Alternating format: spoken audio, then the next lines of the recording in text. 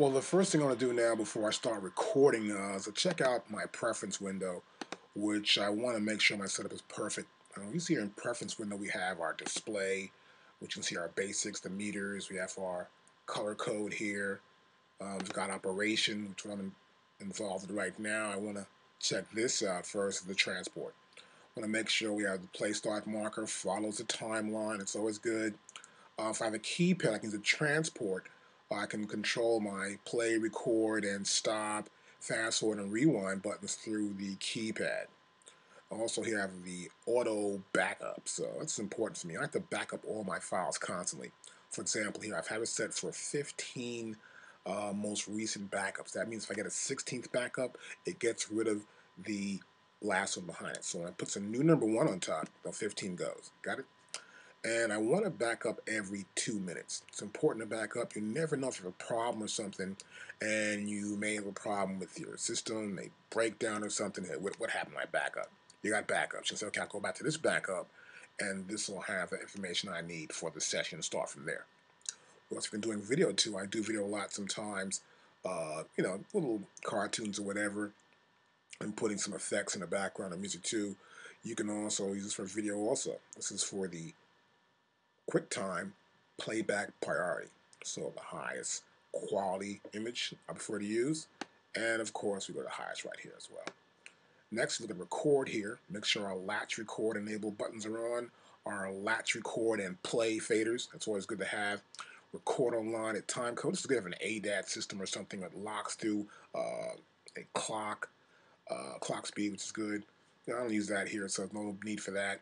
And here we have our open-ended recording allocation. We want to allocate a certain amount of space on the hard drive to save data to. So here we're going to limit it to 60 minutes. I have used all available space. I have a space available. Not recording that many tracks, not doing some huge project. Just going to record some tracks down from my MPC 500 directly into my Pro Tools system.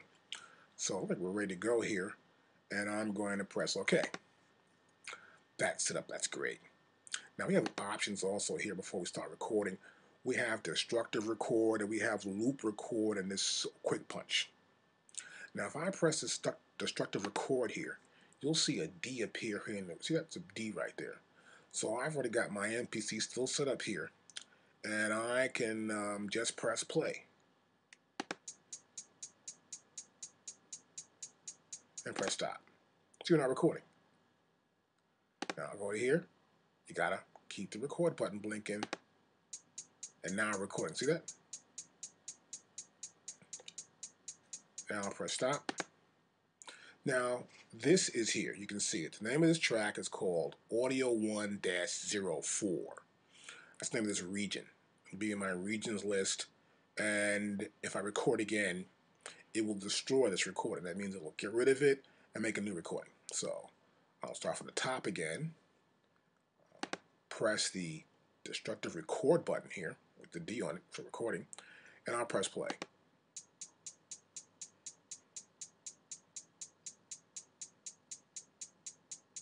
Stop. Now see this? The same name appears because it destroyed the last recording and gave it the same name. Now watch this. I'll go back here to options.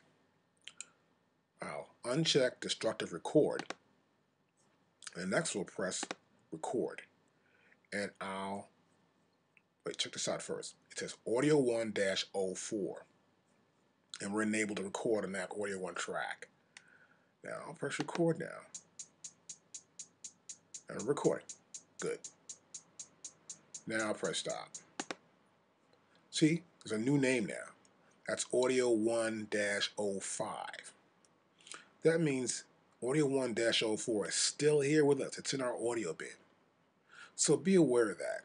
You're going to get a lot of files that might be stuck in your audio bin. You're saying, why have I got so many files in there? Well, you're not recording over stuff. You might be recording over something and leaving it in your bin.